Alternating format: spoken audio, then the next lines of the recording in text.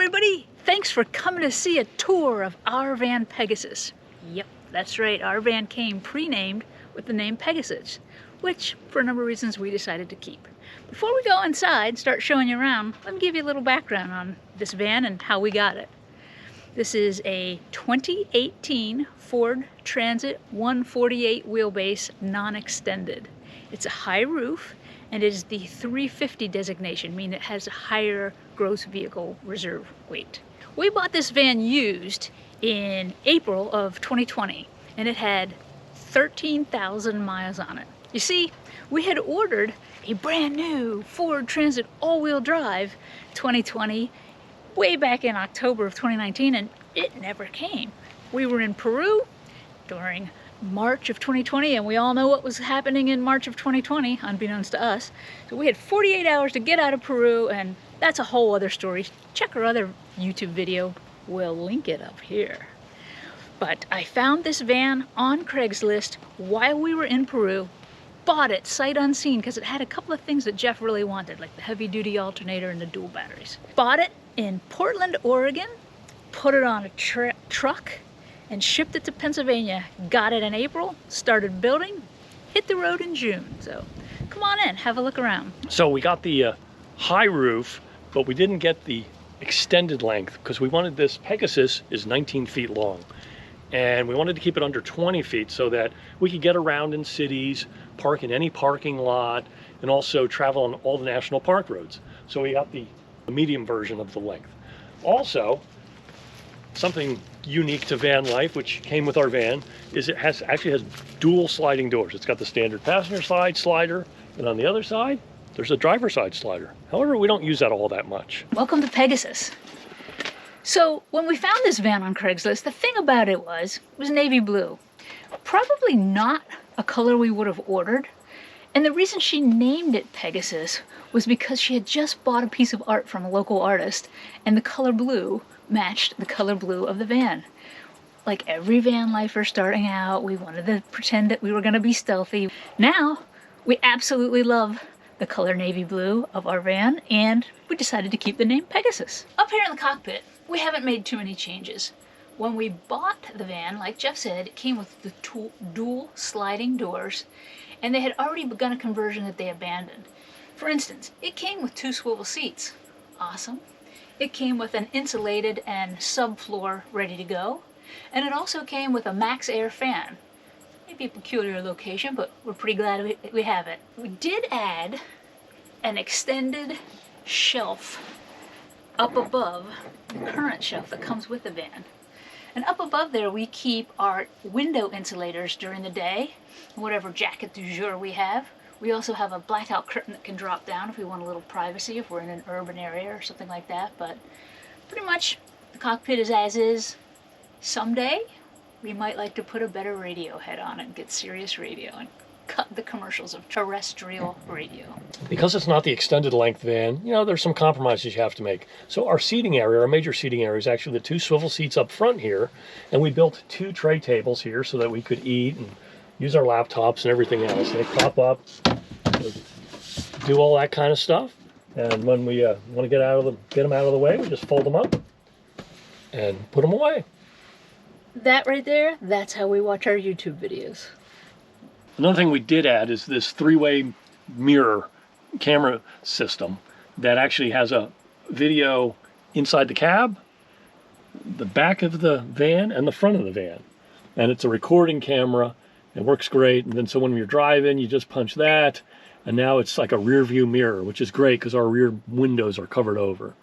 Actually works better than looking in a regular mirror. And speaking of windows, we already kind of talked about this a little bit. We have insulation from all of our windows that we got from a great Pennsylvania company called Stelletek. I'll show you on our slider. This company's called Stelletek and they make tremendous products. You can get them with or without insulation. So this one's black on the outside, but a pretty gray on the inside with some pretty neat connectors. So when we roll in somewhere, you can see we framed out this door, so we had to get a custom fit one. They had no problems doing that. They were phenomenally easy to work with. And they just get held on here by a magnet. So that way we get a little protection from the hot-cold transfer from that window and a little privacy. We love Stelletek products. Here's where we keep them during the day. See, they just kind of slide in there real nicely. They're black on the outside and gray on the inside. We built this van using 80/20 brand extruded aluminum components. And we did this, we actually built 4 components out of 80/20. The galley here, bed number 1 over here, bed number 2 in the back, and our wet bath over here behind the galley. And we actually built these components in our garage at home long before we owned the van. So that helped get us in the van very quickly when we got the van. But the 80/20 comes in actually 3 different sizes. You can see a sample of each of them right here on the counter. We've got the 1.5 inch size, the inch size, and the 3/4 inch size. And by right sizing the 80/20, we actually saved about 200 pounds of our build and almost $1,000. For instance, this 3/4 inch is 1/3 of the weight of the 1.5 inch, and it's also 1/3 of the price. So tremendous savings in weight and cost. Actually use the big frame stuff for when we spanned long spans, like frankly Patty's bed in the back all has the 1.5 inch because it goes from wall to wall. Oh, hold on. Are you saying I'm fat and I need the heavy duty stuff? No, Patty, of course not. You're very lithesome. But, you know, I'm a civil engineer and we have high factors of safety, so that bed does not move. But then we use the 3/4 inch for our galley here because it's not a big span and it doesn't hold a lot of weight, and that worked out really well. And then you'll notice our interior design here, it's mostly white, and we used cellular PVC from Home Depot instead of the typical plywood you see. And this has a couple of advantages. One, it's very easy to work with, relatively lightweight, it doesn't require a whole lot of maintenance, easy to clean, and you don't have to paint it. We bought this van in April and we were on the road in June. So we cut a lot of corners that way and got on the road quicker. We were very conscious about keeping the weight down. This van, it's a Transit 350, it's rated at 9,000 pounds gross vehicle weight. We weighed in at 7,160 pounds fully loaded. And we know that it weighed exactly 7,160. Know how we learned that? How, Patty? Get ready, here comes a ricochet. We decided to go through the entire process here in the state of Pennsylvania of converting this van's title from a commercial title to a motorhome title. What that entailed was something they called an enhanced inspection. And that meant we had to have a weight of what the van was completely empty, and then what the van weighed when we were done with our build. So 7160 is precise. That came from a certified scale and went to the Commonwealth of Pennsylvania along with a lot of photos. There are some things that were required, like a toilet, a sink, an ability to cook, a permanent bed. So we did it, we got our title changed. That means our insurance and our registration went down a lot. So over here we have our galley. We think this is kind of a unique setup we've got here. But we've got our galley here, again, made out of 80/20.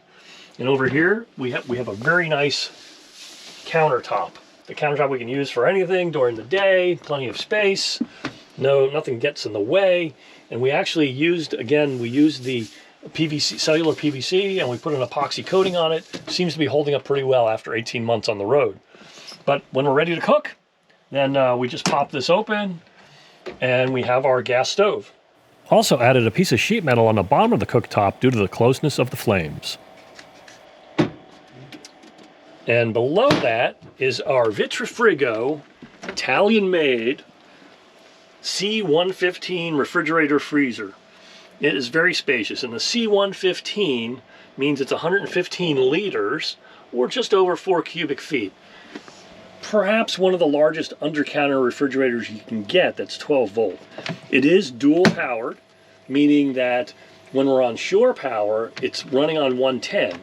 But when you disconnect shore power, it automatically senses that and flips back over to the 12 volt system. It uses about 35 watts when it's running. As you can see, it's got a freezer big enough for ice cream. Yay.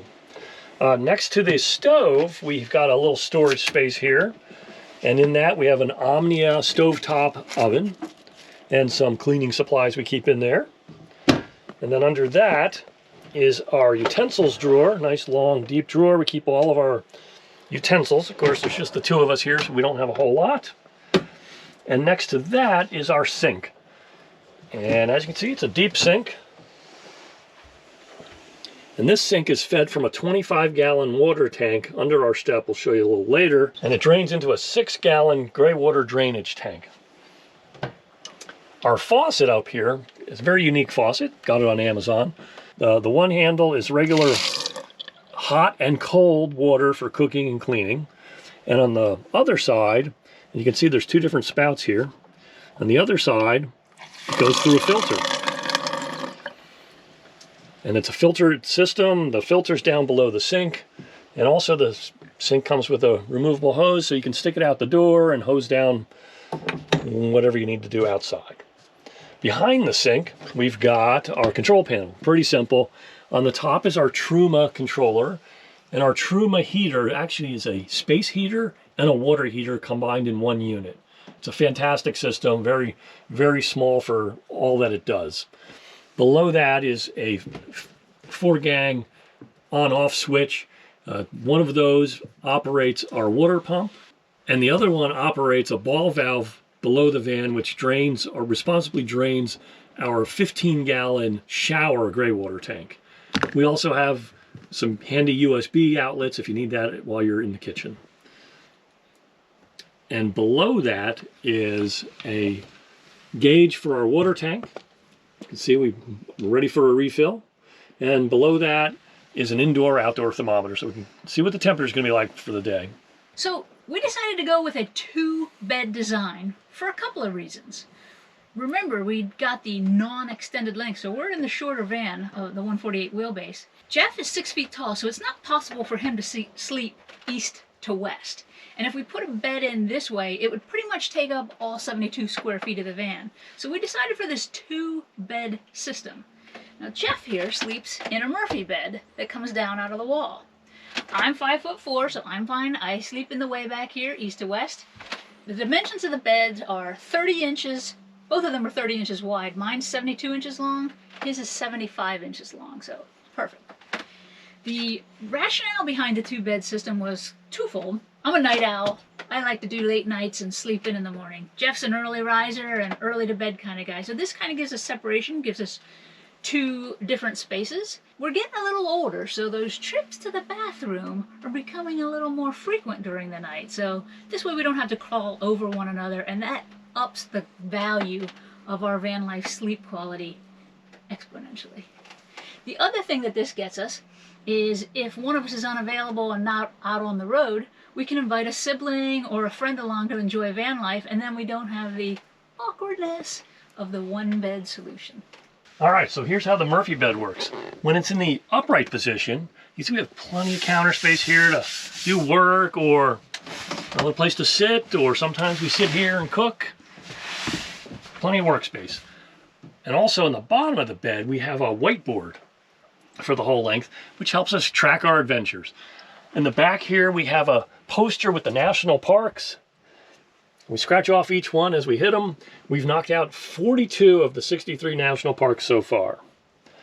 In the center, we have our wonderful magnets we've picked up from national parks. You'll see more of them later. And then over here in the front, we've got a map of the United States. We have our Elliptigo bikes in the back of the van, and we're trying to complete a 100-mile century ride in each state. It takes about 10 hours for us to do one of those. It's a pretty long day. But I've got 13 states so far. Patty's got 12. She's missing New Jersey, which I have. So we'll go back to New Jersey and pick that up for Patty. And for the record, when we're in shape, they do not take 10 hours. So here's how the bed comes down. It's held up by gravity, and it just kind of, the bed drops down a little bit behind the counter. You just kind of lift it up.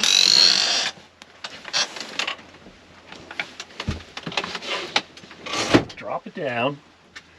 And then there's a little alcove here, and that's where the pillows get stored. And you're ready. So Patty's there with her head over there by the window. My head is here, and we're good to go. We also have 2 lights, 2 reading lights. We flip them on, flip them off. And also back here, up here in the alcove, there's a bunch of USB ports That's for recharging our phones and whatever else we've got. We've also got 2 handy shelves up here. Usually we put our phones up here at night, our reading glasses, or our Kindles or books, and we can recharge them. And then down here in the shelf, we've actually got a secret storage spot down there where we keep our laptops.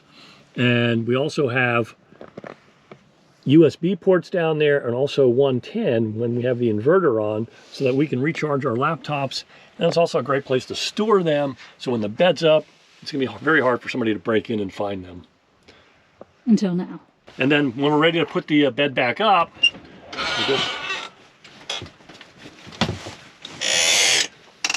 we're done.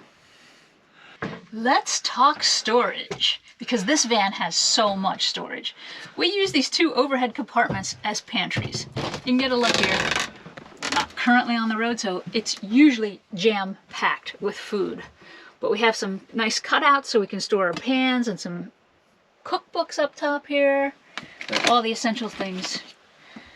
Over here we have some canned goods and some spices and things of that nature.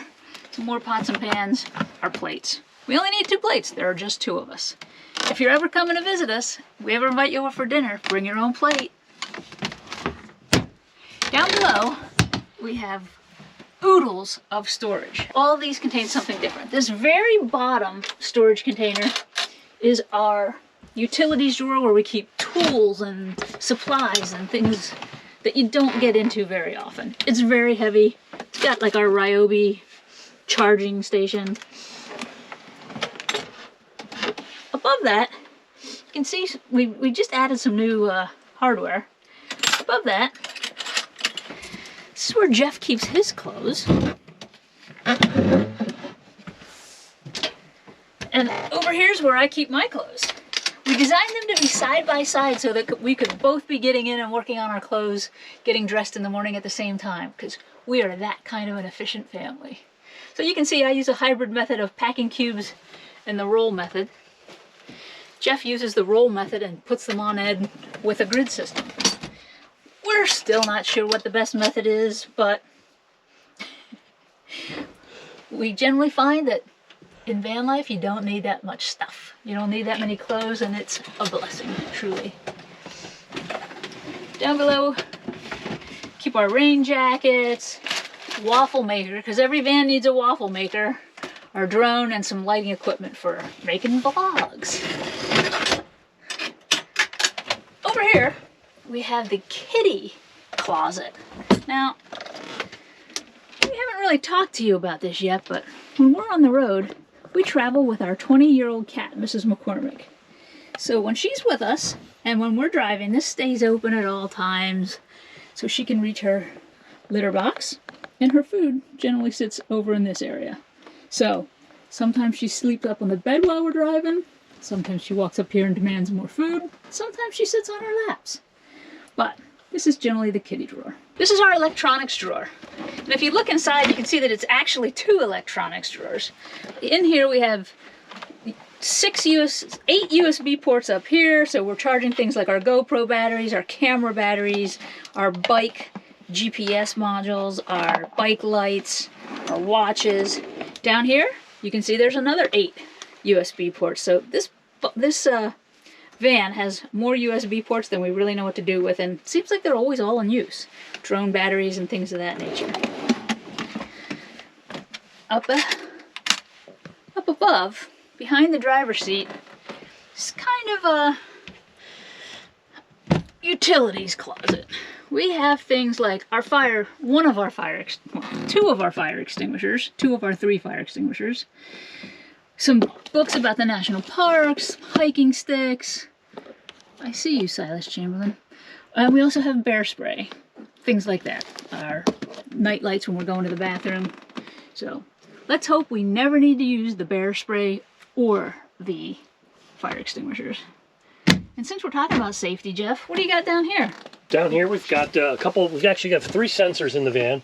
One is the carbon monoxide sensor, the gas sensor that detects gas that might be somehow venting from the gas system.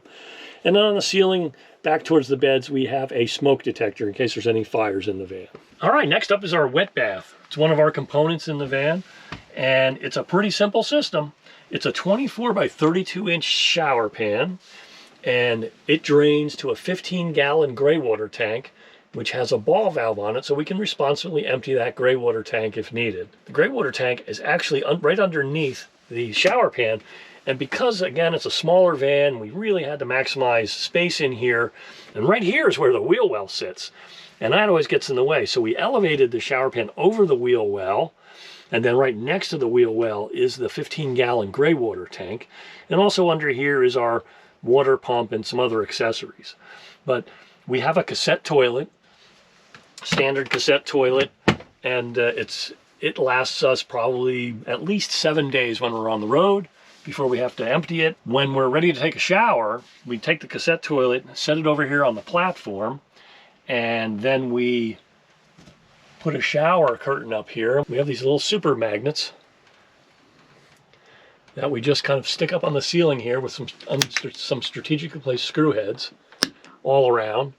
And we hang our shower curtain, and it drops right down into the shower pan, and we take a shower. And the shower controls are here behind the toilet, and you can kind of see it's kind of your standard shower, hot and cold running water. The shower is located right underneath the max air fan, so that when we're taking a shower, we turn the fan on and get all the moisture out of the van while we're showering. So you can take a shower outside with 2 hoses shooting at you. Of course, you might run out of water then. Now, next up, kind of talking some utilities here, our lighting system. You can see we have a bunch of lights overhead, and they're all touch lights. We did some research on this, and we decided not to go with like a master light switch as you enter the van that turns all the lights on. We thought, well, it wastes electricity, and also it makes the van really bright. So why not just have touch lights as you walk into the van? Wherever you need a light, you just reach up and touch it on, touch it off. They also dim if you hold on to them. So that helps keep the van at the right lights, and we didn't have to decide up front, oh, which lights should be on which circuit. So if you don't want lights over your bed at night, you just turn those lights off. Or if Patty's working in the front at night, she can leave those lights on. Works out really well. They're all 12 volt, and they all tie into our 12 volt fuse box. Speaking of electric, let's talk about that now. Our solar generator, and this one's an energy system. It's 1,000 watt hours. Lithium ion battery in there. It weighs 40 pounds, and as you can see is well less than a cubic foot. That's all the space it takes in our van. This includes an inverter, circuit breakers. If we flip the inverter on, we've got these 6 110 outlets for recharging laptops or running a blender or the waffle iron, whatever we need. The 12 volt fuse box is connected right here. So if I want to do any work on the 12 volt system, I just pop that out and the whole system is off. That is our very simple energy box, and then we recharge that 3 different ways. First off, we have 200 watts of solar up on the roof to recharge the battery. As Patti mentioned early on, we have a heavy-duty alternator and 2 vehicle batteries, so it just charges off of that. And third, when we plug into shore power, it automatically senses that and recharges from shore power. Next up is our gas system. As I mentioned, we have a gas stove and a gas heater system. And to feed those 2 systems, we have a gas box right here. Gas locker, it's often called. Patti likes to call it the hurt locker, because if anything bad happens in here, it's going to cause a lot of hurt. But this thing actually serves a couple of purposes. 1, it's the gas locker. 2, we can sit on this or have another person in here. And then 3, it flips down and becomes the table for the driver's seat when it's swiveled. Quick look in the gas locker, and you can see it's sealed.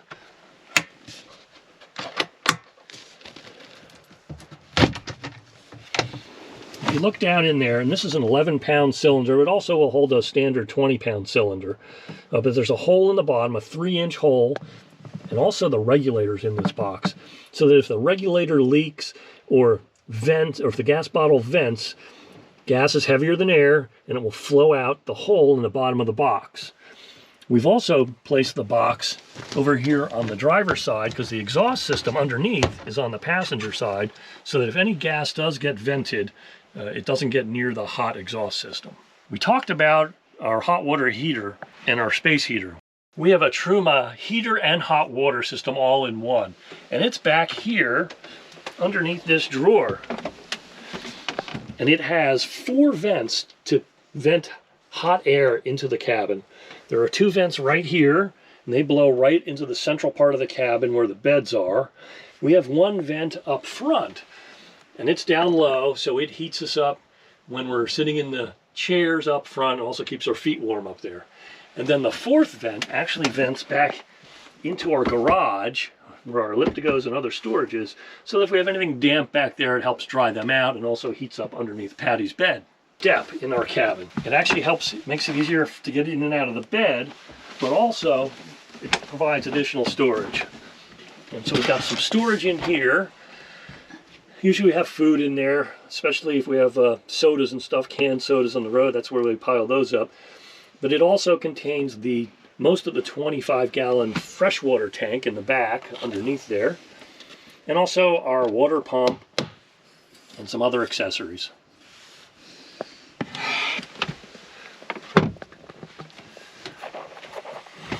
Thanks for that, Jeff. As you can see, back here in the way back, we can both sit on the bed without hitting our heads. As Jeff mentioned, the platform mentions a great step up here into the bed. As you can see, we've got these lightweight balsa wood cabinets that I picked up at Target, painted white, and we installed them kind of temporarily last year so we could get on the road quickly. As I mentioned, we got the van in April, and we were on the road by June because we had a lot of stuff pre-built. So I kind of like that the cabinets are open. Maybe someday we'll finish them off, but it's kind of nice that you can just toss things in that you need to access all the time and they don't fall out. Behind me, you can see that we never got around to finishing the back doors, and yeah, my national parks magnet collection started to multiply. But let me show you why. One of the first places we went was Yellowstone and North Dakota, and you can begin to see why I kind of wanted to cover up all that ugliness. And guess what? I think it looks pretty cool with the magnets up here, so maybe we'll finish it someday. Maybe not. We decided to go with these hanging shoe storage organizers, which ended up being, we saw in somebody else's YouTube video, and ended up being great. You can store everything in here. This is our ambiance lighting, although we're in need of a battery. We keep our bike jackets, some water bottles. Over here we've got all the things next to my head that I really need. Reading glasses, my book, my Kindle, another fire extinguisher. Behind these 2 shoe organizers are 2 rear-facing windows. Now we have more Stelletek insulated pads over the windows, and then we have this black theater curtain, so we never ever open them and expose light from them. So if we were to order another van, we definitely would not order those. We did cut 1 window into the van over here by our heads. You can see this.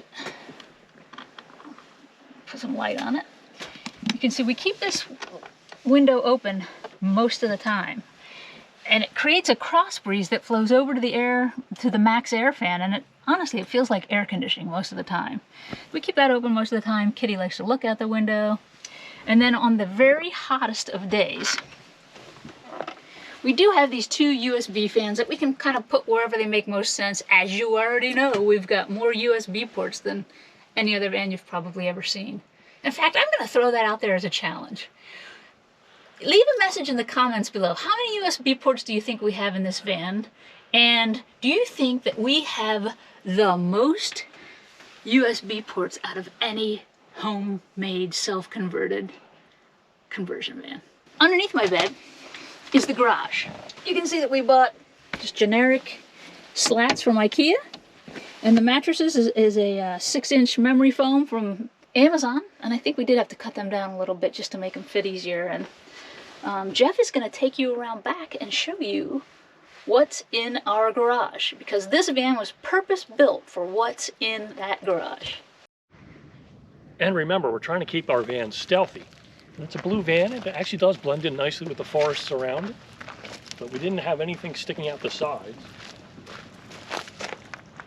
You see, the only thing sticking out of the side of the van is our Truma intake and exhaust for our heating system. A little 3-inch hole in the side, but other than that, it's a regular van. In the back, we do have our ladder, and our ladder serves 2 purposes. One, it allows us to get up on the roof. And secondly, we actually mount a kayak on here when we have a kayak. Great place. This is a really slick ladder. It's by Prime Design, and it doesn't penetrate. There's no penetrations in your door. It actually clamps on the door on the top and the bottom, and it kind of ratchets down so that it's very firm, and it has a 300-pound capacity. Very solid ladder. Inside the van. Ooh. As you can see, after he opens the door,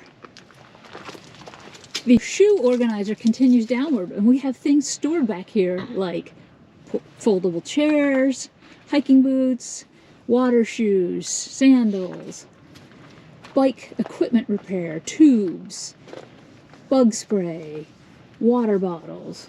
Because you know what? You can never have enough place for shoes. So inside, I think, as Patti pointed out, the reason for the whole design was to fit our 2 Elliptigos into here. The Elliptigos have a certain height, and that's what set where the bed was going to be. But our 2 Elliptigos fit in with our front tires removed. We also keep other bike gear in here. We have a pump in here. We also have in the back here a stand-up paddleboard that's inflatable. So if you want to do some sup, just drag that out, hooked up the air pump, and we've also got paddles there for both the sup and for the kayak. We also have some emergency gear back here, including chains for snow, cables for dead battery. Also, this is how we fill up our water system. We just pull this hose out here and generally hook it up to a spigot and fill up our water tank. If you ask me, looks like you could use some magnets back here. I was super worried about sleeping next to this door because of the heat transfer. You can see we insulated the frame and the door with Havelock wool, and there is no heat transfer. It's completely insulated. We also have a little shelf back here behind Patti's bed, and we keep some camping supplies there. A couple of sleeping bags, some camping gear, and a tent in the event that for some reason we wanted to leave the van for a night and go camp somewhere else, or if we have some friends along that we want them to camp out near the van. Thanks for coming along today. We just want to recap by telling you what we think are the 5 best things about this van design. One has got to be the low-cost build. All in, we think this build was just under $11,000. And that wasn't because we had budget constraints. That was because we built something that we wanted, which leads me to point number 2. The functionality of this design suits our needs perfectly. We think the dual bed design is our secret sauce. Reason number 4 that we think this is a fantastic van design idea. We've hosted a dinner party for 6 so far. That's our max. But what we think is great about it is that there are legit 7 different seating areas, and some of them could have multiple people in them. For example, I'm in one right now. Jeff's in 2 right now. Over here on the toilet is number 3. I like to sit here and work on my computer or play around on my phone while Jeff's cooking, or vice versa. So that's 1, 2, 3. Number 4 is this step right here on this platform. I sit here every morning and put my shoes on. Jeff prefers the shoehorn method. Hey, we forgot to tell you about our pantry area. This is another area that we have for food storage. We keep our cat food in here, we keep our cleaning supplies in here, and we keep some dry good things like hiking power bars and things of that nature. Area number 5. I think Jeff already mentioned this, but when we're cooking, it's kind of good to sit here and watch the water boil. Number 6, also previously mentioned, the Hurt Locker. This is a great spot though. You can be actually working on things, chopping on things, preparing food. We tend to do a lot of our food prep over there, but we have plenty of room over here as well. Sometimes Kitty comes over here and hangs out, and we all 3 hang out here while we're cooking, which is awesome. And area number 7 are the 2 swivel seats. So, for a small length van, we have 7 distinct seating areas. And reason number 5 that we really like this design is reusability of those 4 subsystems that Jeff mentioned to you. If we were to sell this van and order a new van, we could conceivably take the skeletons of these subcomponents and just pull them out, sell an empty van, and slide them right into the next van, which we've actually thought about doing. So those are the 5 key points that we like about this van. Thanks for coming along on our van tour today.